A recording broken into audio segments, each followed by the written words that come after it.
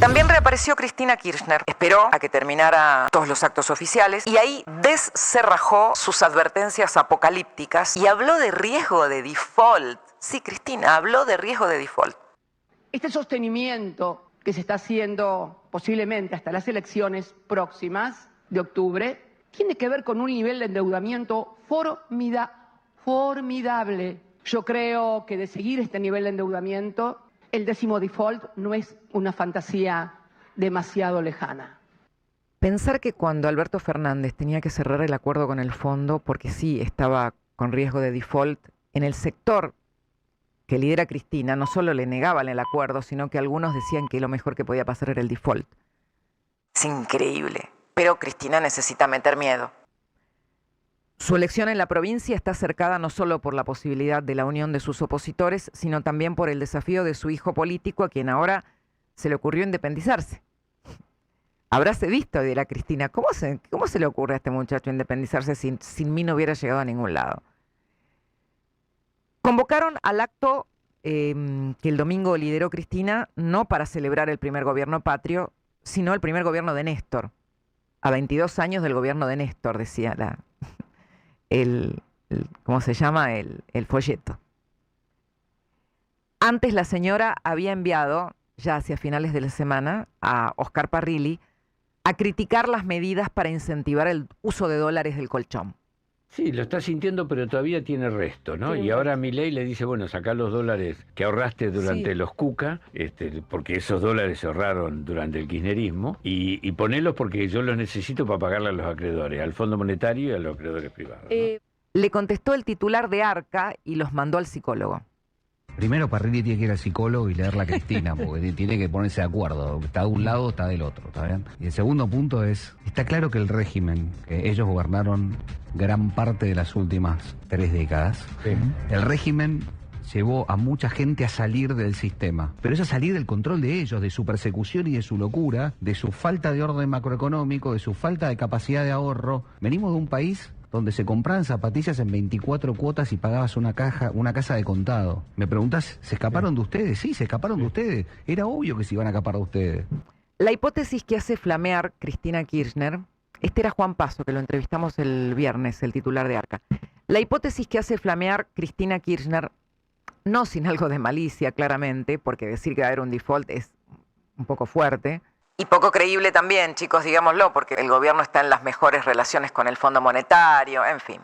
Después podemos hablar si van a acumular o no reservas, si va a haber o no un waiver de cara al momento que le puso como tope el Fondo Monetario para la acumulación de reservas, si eso le parece importante al presidente, si lo que quiere el gobierno en su estrategia es volver al mercado, es que baje el riesgo país y posteriormente de eventualmente un triunfo en la provincia de Buenos Aires baje aún más y de esa manera se pueda volver al mercado. Es otra cuestión de la que puede hablar mucho más Gustavo. Está todo esto en el medio, ¿no? Pero Cristina necesita instalar que el gobierno quiere remonetizar la economía con los dólares del colchón porque se quedó sin divisas y que sobrevive gracias a los aportes del fondo. Y Cristina ahí está omitiendo algo que también pasa, que se salió del cepo, que el dólar está flotando. Digamos, no es la situación que se espera en un contexto donde estás temiendo un default. Pero es la única forma que tiene ella de lograr instalar un discurso que le sirva, porque es decir, voy a salir a rebatir esta inestabilidad para augurar caos, porque eso a mí me puede beneficiar. Si la gente tiene miedo de que algo pase, yo voy a ser la beneficiaria. Básicamente porque si pierden en la provincia, le será muy difícil a Cristina sostener su dominio. Igualmente creo que nunca hay que subestimar al expresidente porque ha dado pruebas de eso. En cuanto al 25 de mayo, tampoco extraña que no le interese. Y esto hay que recordar, ¿no? Los Kirchner, descontentos con las homilías del entonces cardenal Jorge Bergoglio, habían desterrado el Te Deum de la capital federal y que era su lugar de origen, obvio, y la Revolución de Mayo se recordaba en Santiago del Estero, en Tucumán. Llegaron a montar shows que siguen dando vergüenza, como este.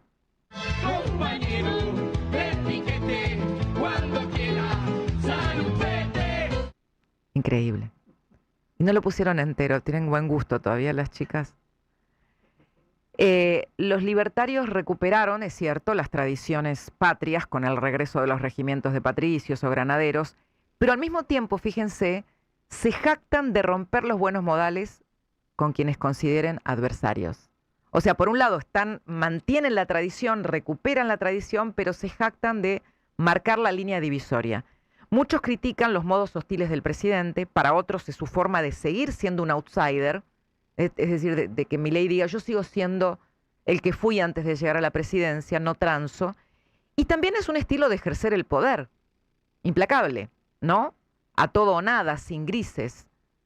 A esto también apuntó García Cuerva cuando dijo frases como no se puede construir una nación desde la guerra entre nosotros, o que se había pasado todo límite. No podemos construir una nación desde la guerra entre nosotros. Hemos pasado todos los límites, la descalificación, la agresión constante, el destrato, la difamación, parecen moneda corriente. Hablando de límites, este fin de semana el periodista Hugo Alconada hizo una grave denuncia sobre un supuesto plan de inteligencia nacional que, según él, entreabre la puerta para investigar a periodistas. Así es como, María, por ejemplo, han puesto bajo el foco de interés de la Secretaría de Inteligencia, por ejemplo, a todos aquellos que busquen erosionar la confianza de la opinión pública sobre los funcionarios a cargo de la seguridad de la nación. Esto significa que... ¿Qué significa? No se sabe porque es muy ambiguo, pero podría llegar a ser, por ejemplo, que todo aquel que critique los operativos de seguridad de Patricia Bullrich. 1, 2. La CIDE también quedó habilitada a poner como foco de interés a aquellos actores, por ejemplo, que generen o puedan generar una pérdida de confianza en las políticas económicas del gobierno. A ver, la oficina del presidente ayer respondió a estas denuncias a las que llamó versiones periodísticas con un comunicado donde las desmiente y afirma que el de Milei es el primer gobierno que ha tomado la decisión política de no utilizar la CIDE para perseguir opositores, periodistas o adversarios políticos. Alconada dice haber accedido a un documento secreto que da cuenta de ciertas líneas donde, según Alconada, abriría las puertas o entreabre las puertas para la posibilidad de que también se incluyera a periodistas o críticos. El gobierno lo está negando enfáticamente y también remarcó, esto me pareció para subrayar, quiénes tienen acceso a este documento: el presidente, la CIDE y la Comisión Bicameral del Congreso. Vamos a ver cómo sigue esto. El gobierno lo está desmintiendo y es importante que lo desmientan porque tiene que quedar claro esta posición. La noche del domingo, sin embargo, terminó con otra polémica que no tenía que ver con nada de todo esto que yo estoy contando, sino con el precio de las empanadas. En la mesa de Mirta Legrand, el actor Ricardo Darín, que pasó un muy buen momento con El Eternauta, ironizó sobre la situación del país. Pero en su crítica, o en lo que parecía una mirada crítica a las medidas económicas, por ejemplo, de los dólares del colchón, etcétera, incluyó un precio muy alto a la docena de empanadas. La verdad es que no entiendo nada. Me llama un poco la atención eso de sacar los dólares del colchón. ¿A quién? ¿De quién están hablando en ese sentido? No sé, una docena de empanadas vale 48.000 pesos. Hay mucha gente que la está pasando muy mal. Muy mal. Sí. Muy mal. Mirta tampoco tenía idea de lo que valen las empanadas. Sí, le decía ella. No, creo que le dijo sí a lo de que la gente la está pasando mal. Pero claro, cuando la gente empezó a escuchar el precio de las empanadas que decía Ricardo, empezó a desatarse un mare magnum, un pandemonium en las redes.